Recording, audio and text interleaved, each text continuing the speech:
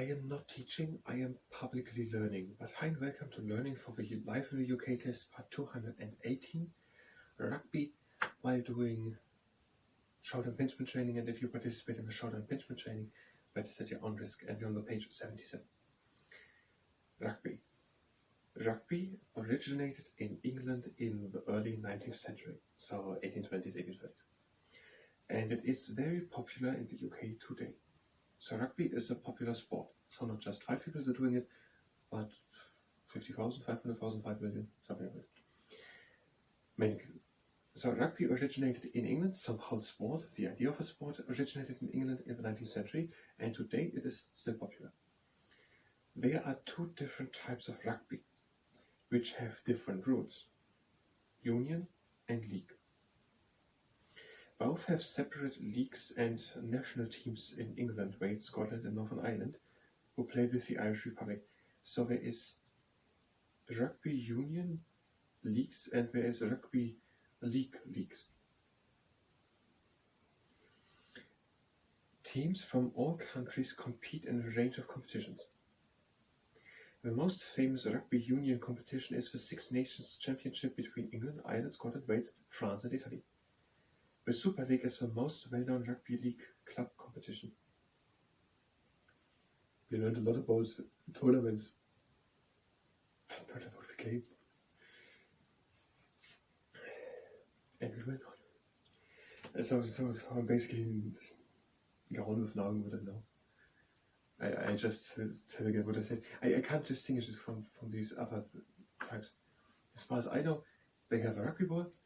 They hold it in their hand, they're playing as a team, and they're trying to run with it over to the other side of the field and put it onto the ground there. And the other team tries to stop them physically. So it's not such a general game as cricket.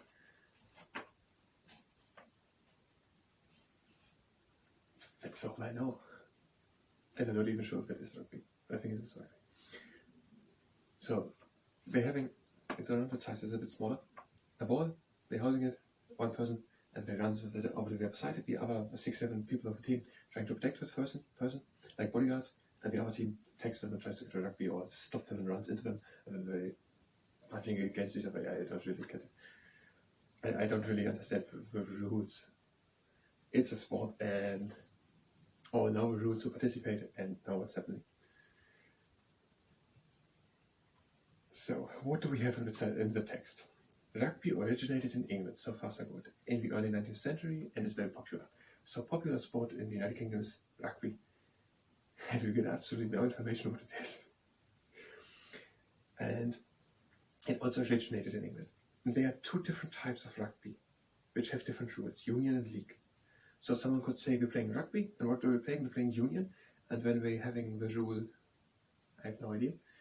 And then someone else could say, no, let's play today league. And the difference is that I have no idea.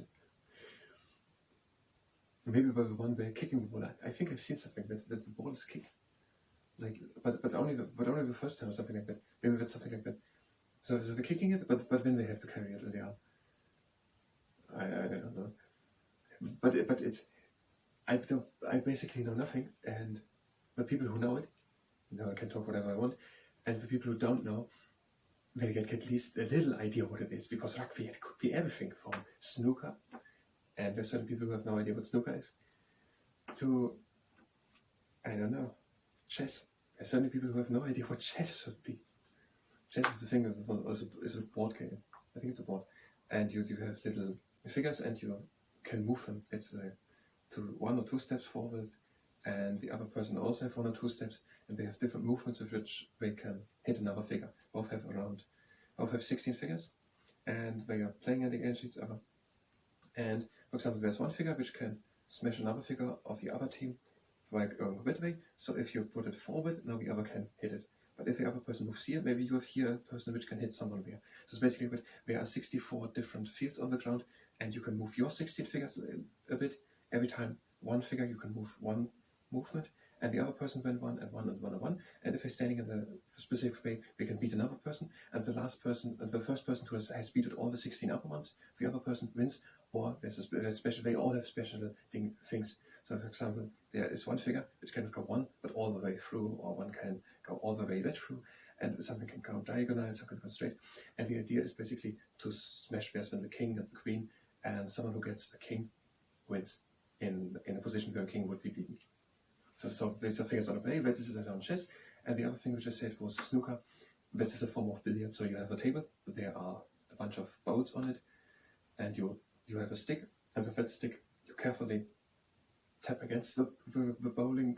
Whatever looks like a golf ball. They're having around the same weight, like golf balls, but they're a bit bigger. And then they're going over the table to all sides. But the table has edges, so it bowls down like an oval. And you try to get them in the holes. There's the balls at the sides. They are basically goals, like in football. And you try to get the ball into one of these holes with specific rules. And if you, the team, the person who gets the balls in a specific order in the holes in the corners wins. And there are always points given to how one does it.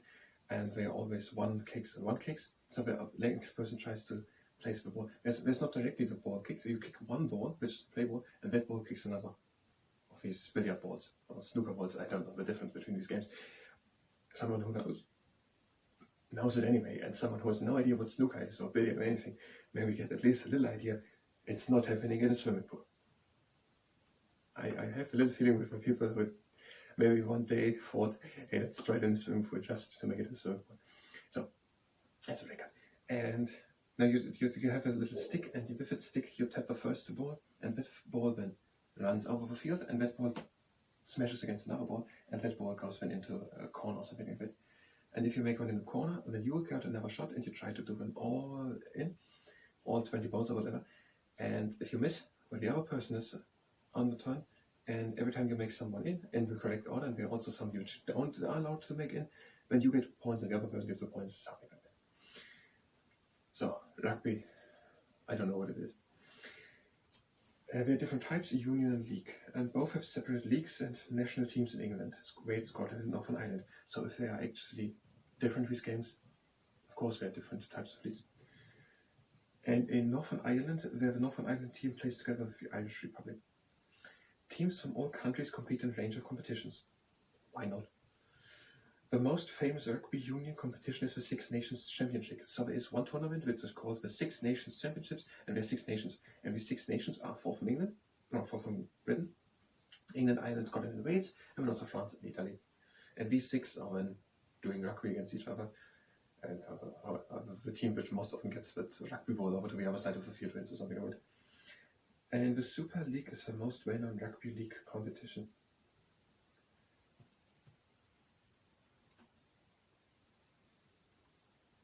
So, we are now a bit prepared to start a rugby league, not play, but to start a league.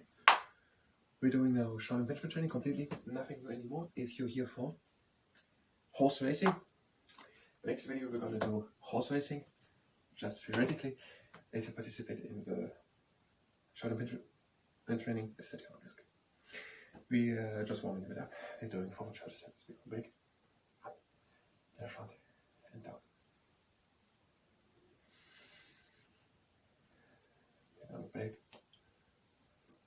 and front, and down. And the last time. And now backwards, front, back, and down.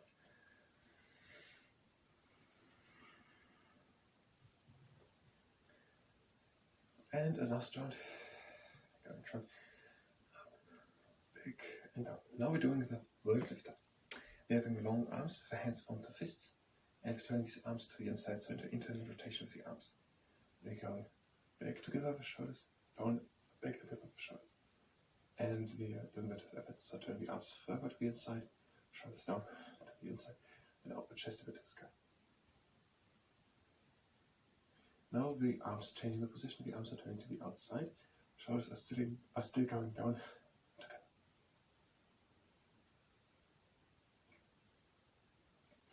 And change. The arms to the inside, shoulders down together.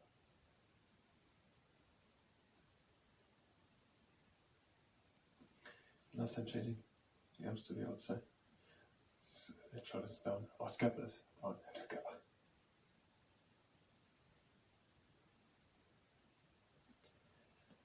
And the next exercise, similar. Arms at your side, hands front to fists. Bring the arms in front and between the arms in front.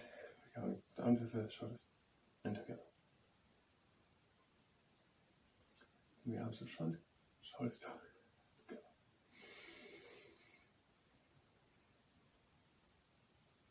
And we're changing. The arms back, shoulders up and in front. So the arms back, shoulders up and in front. And the arms in front, shoulders down and back.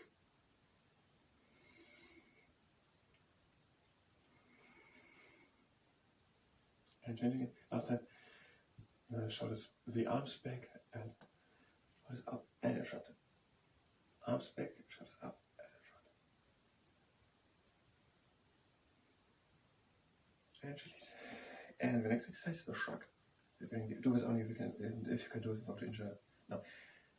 If it causes pain, then don't do it and stop immediately. So we're lifting the arms up and we're shrugging. Shoulders up and releasing it all again. Sorry. We're lifting the arms up. We're shrugging. Shoulders up and releasing it all again. And another time, we're lifting the arms up. Shrugging the shoulders up and releasing it all again. And one last time. Lifting the arms up. And shrugging the shoulders up and releasing it all again. And the next exercise, the pretzel curl. Arms together in front. And we're going a bit down and to the outside. More or less, we're doing nothing. By this exercise, we're only observing how the scapulars are moving. Let's concentrate on the scapulars. Try to notice in the first place that the scapulars are existing and that they are doing movements. The back is not one piece. The back are multiple different things. The scapulars are actually more or less the most moving part. And yeah. And now with some diagram. You can also use the tennis ball or something. I have it on the side. United forward. And you get to do it. You're wandering slowly in front and you try to have a straight arm.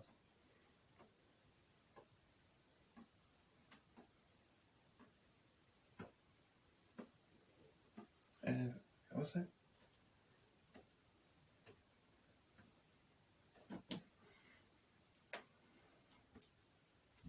wander slowly in front. And then open in. And we're done with all exercises. Now just with stretching, take one arm and bring it in front. Shoulders is back and down. We're pulling the arm in, with the thumb is up, and we're trying to relax the arm.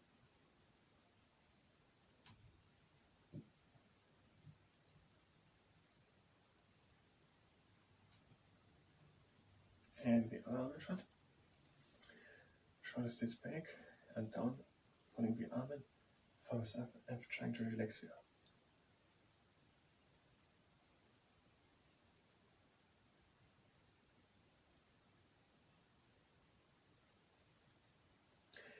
And then with shoulder bench training, 1.5 minutes left. Let's try to do the free row here. Dame Jessica Ines Hill, that was JEH, the initials. So with the heptathlon, 2012 gold, 16 silver. And then we have Sir Mofar, born in Somalia, won in 2012 and 16 gold medals in running at 5,000, 10,000 meters, and 10,000 was the first time the British person had won a gold medal. One gold medal, 2016. And Sir Bradley Wiggins, Tour de France 2012, was the gold medals. He won gold in 4, 8, 12, and 16, something like that. He has won 8 Olympic medals and gold in 4, 8, 12, and 16. And David Ware, 6 times London Marathon and 6 Olympic medals. 6 gold, 1 silver. No, it was Chris Hoy. 6 gold over 2 Paralympic Games. And London Marathon 6 times. David Ware. No, and Chris Hoy, that is a Hoy, that was a cyclist. What did he? I just said. 6 gold, 1 silver, 11 World Championship. 6 gold, 1 silver, 11 World Championship. Thank you very much, and have a nice day.